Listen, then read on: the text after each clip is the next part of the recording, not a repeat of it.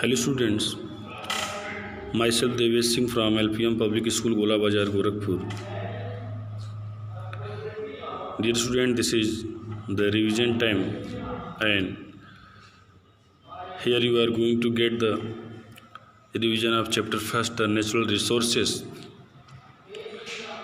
As I have described you a lot of things in the previous classes related to this chapter. What is natural resources, types of resources, and what is the chief requirements of these resources. Now here we have to focus that resources are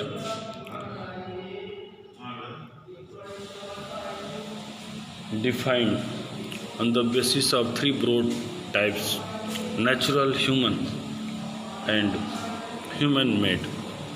As when the people gets in their surrounding, the things like that, air, water, minerals, so these are the natural resources, and these natural resources are very useful for the human beings. Without its consumption, this is impossible to survive the human beings on this earth. So the pattern of resource utilization help us to make the right choices in resource development. Now here the natural resources will be classified on the basis of origin of source, stage of development, renewability, distribution, and availability.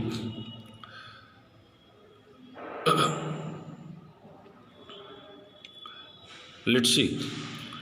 At first, here we have to understand here the resources. The resources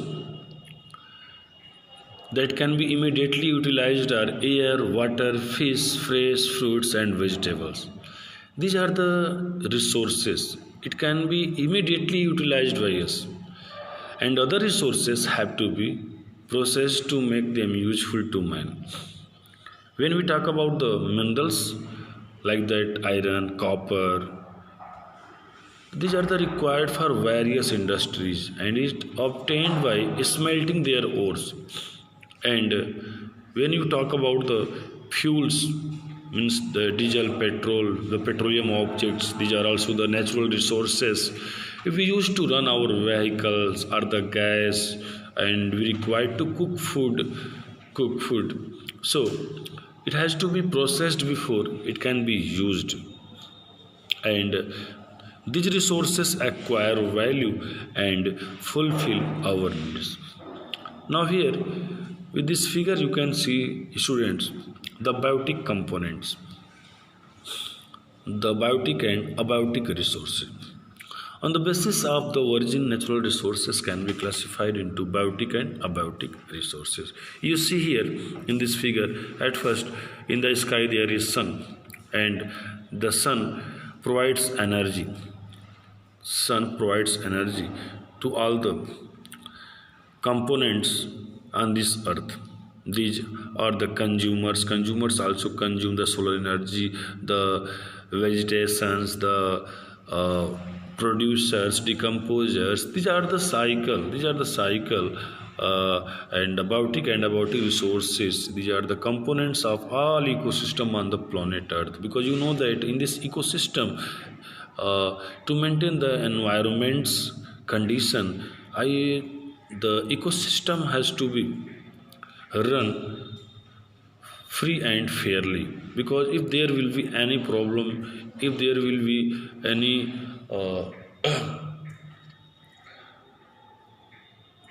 decreasing point in our ecosystem, if the chain of ecosystem is going to break, at that time the condition will be damaged and our planet will be an ailing planet.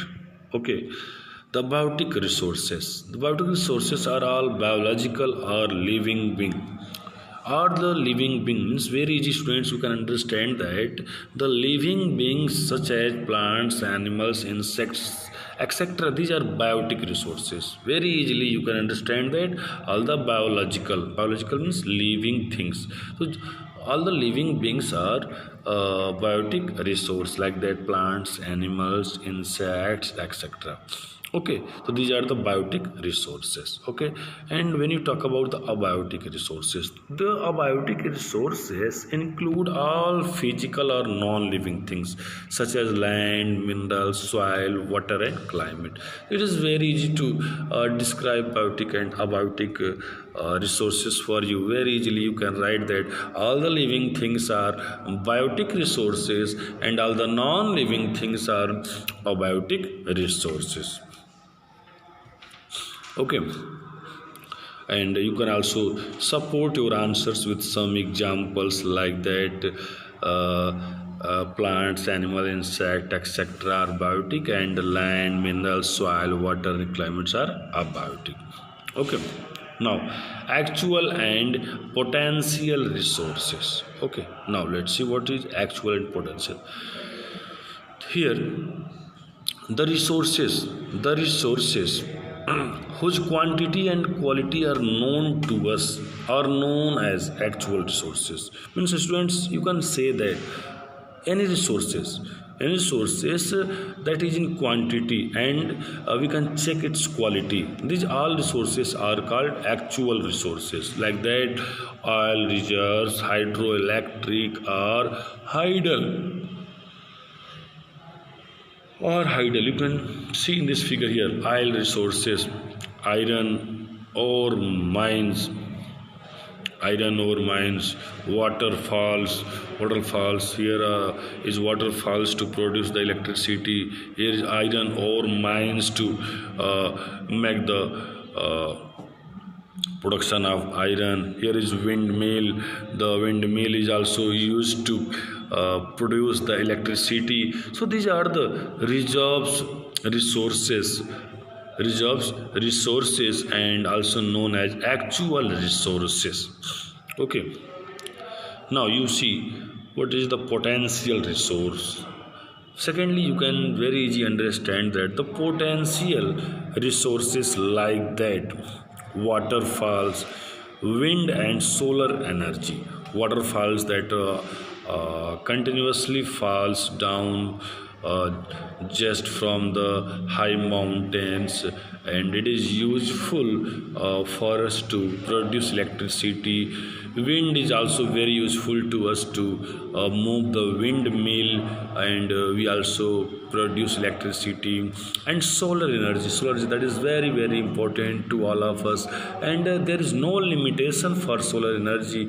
How much you require it, you can observe it, you can collect it, you can store it. It depends on you that how much you have requirement. So such type of energies are also known as potential resources. Okay,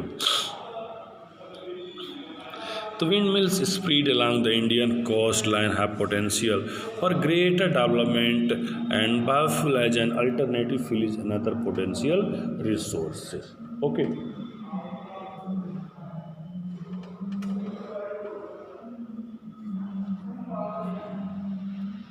now students, we have to see here the renewable and non-renewable resources.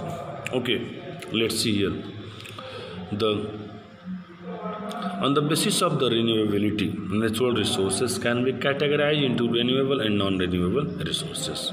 Like that, soil, water, forest that can be renewed or replenished quickly are called renewable resources. Means, students, like that, soil, water and forest, these are the things you can replace it from one to another place. You can make a store of soil.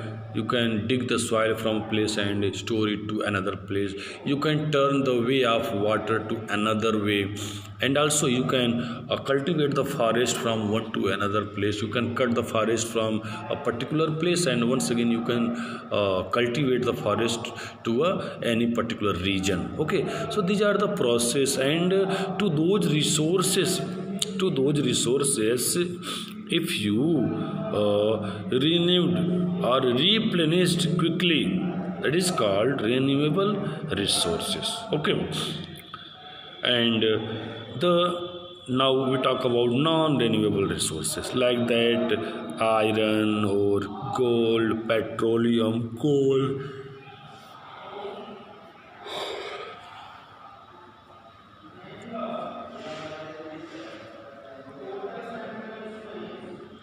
That are the depleted can and cannot develop quickly are known as non-renewable resources. These may take millions of years to form. Students, you can understand here in a very easy way that gold, petroleum, coal, these are the things that can be changed into these forms just after completed many years. So you can't replace it very easily from one to another place. You can't cultivate it, you can't replenish it very quickly from one to another place. So such type of resources are called non-renewable resources. Okay, you can see here in the figure gold, petroleum, coal. These are called non-renewable resources.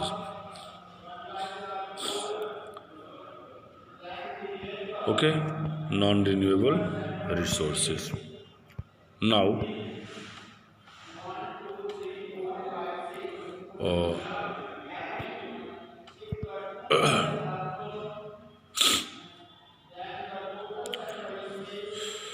students, these are the some resources that is very important, and we can categorize these resources in this different way. So you have to understand here, and you have to also learn these renewable and non-renewable resources, actual and potential resources, biotic and abiotic resources. Okay, because all the resources are categorized in these parts, and the potential resources, actual resources, you can understand it in a very easy way just to listen this video. So you will focus here to see all these different categories. And also this figure is very important to you to understand the system, the ecosystem on the planet Earth, and of this importance. Okay.